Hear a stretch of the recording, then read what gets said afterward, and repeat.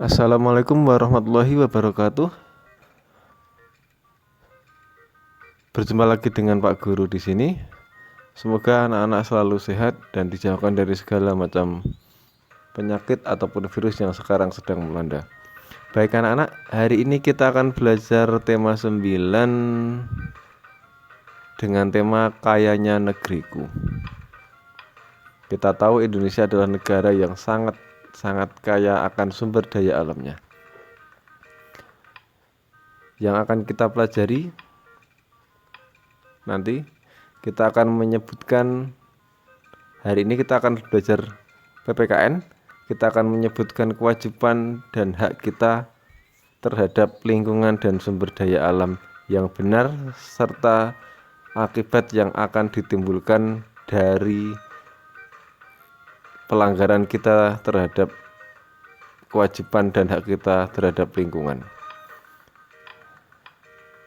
Kita mulai pada materi kali ini. Yang akan kita pelajari pertama yaitu tentang kewajiban sebagai masyarakat terhadap lingkungan. Yang kedua, hak sebagai warga masyarakat terhadap lingkungan. Yang ketiga, sikap yang harus dikembangkan untuk memenuhi kewajiban. Yang keempat, contoh kewajiban terhadap lingkungan dan sumber daya alam. Yang kelima, contoh hak yang diperoleh dari lingkungan. Yang keenam, akibat jika kita melanggar hak dan kewajiban terhadap lingkungan. Kita mulai dari yang pertama. Apa saja kewajiban kita terhadap lingkungan itu?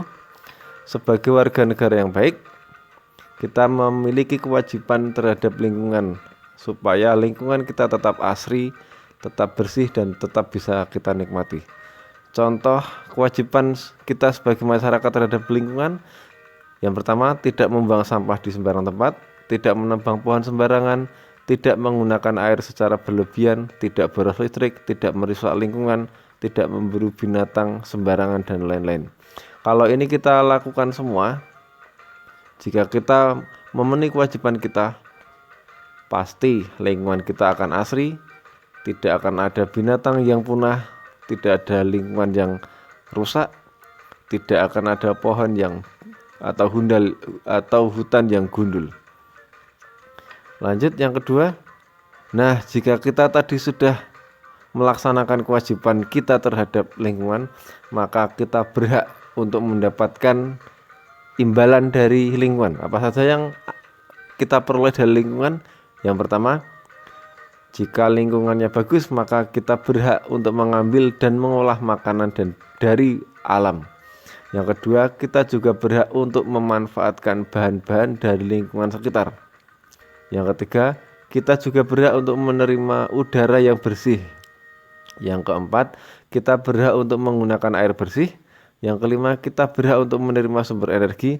Yang keenam, kita berhak untuk menerima aliran listrik dari lingkungan setempat. Nah, ini merupakan hak kita. Tapi ingat, untuk memperoleh hak ini, kita harus melaksanakan kewajiban terlebih dahulu.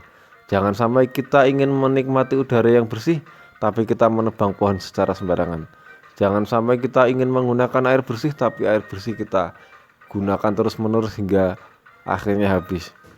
Jangan sampai kita ingin mengolah bahan-bahan dari alam, tapi kita tidak mau menanamnya kembali.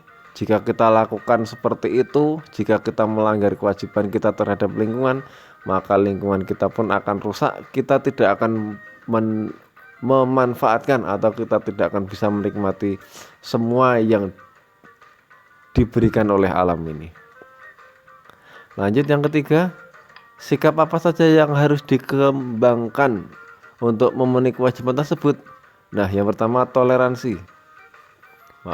Yang pertama toleransi atau sikap menghargai, disiplin, jujur, dan bertanggung jawab. Nah, terhadap lingkungan kita memiliki sikap yang utama, yaitu bertanggung jawab.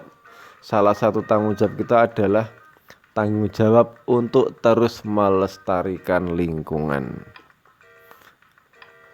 Apa saja contoh kewajiban terhadap lingkungan dan sumber daya alam itu? Ini, tidak membuang sampah sembarangan atau kita bisa membuang sampah pada tempatnya. Ini contoh kewajiban kita. Membersihkan selokan, menjaga kebersihan toilet, menjaga fasilitas sumber air bersih, tidak memburu hewan secara liar, tidak menebang pohon secara liar, itu merupakan contoh kewajiban kita terhadap sumber daya alam. Nah, contoh-contoh hak kita yang diperoleh dari lingkungan, jika lingkungan kita bagus, bersih, maka kita akan mendapatkan lingkungan yang asri, tinggal di lingkungan yang layak, udara bersih, sumber air bersih, lahan luas, terus kita bisa memanfaatkan berbagai macam hasil alam seperti tumbuhan, kayu, hewan, dan lain-lain. Itu hak kita yang akan kita dapatkan jika kita melaksanakan kewajiban untuk bertanggung jawab terhadap lingkungan. Lalu apa yang akan terjadi jika kita tidak melaksanakan kewajiban terhadap lingkungan, jika kita merusak lingkungan? Nah, ini yang akan terjadi. Lingkungan kita akan menjadi rusak. Sumber daya alam semakin menipis. Banyak terjadi bencana alam seperti tanah longsor. Nah, jika hutan gundul maka ini akan terjadi tanah longsor. Banjir karena banyak gedung-gedung, banyak aspal dan lain-lain. Polusi udara. Nah, ini yang bisa menyerap udara kotor itu tumbuhan. Jika tumbuhannya tidak ada maka udara pun akan kotor. Kemudian polusi udara yang diakibatkan oleh asap kendaraan, asap rokok dan lain-lain. Itu akan membuat kita sakit, sesak dan lain-lain. Nah, maka dari itu kita punya kewajiban untuk selalu melestarikan lingkungan dan sumber daya alam agar hak kita peroleh dari lingkungan akan terpenuhi. Mungkin itu yang bisa Pak Guru sampaikan. Jika ada kurang, mohon maaf. Jika ada yang masih bingung bisa bertanya via WhatsApp. Sekian dari Pak Guru. Wassalamualaikum warahmatullahi wabarakatuh.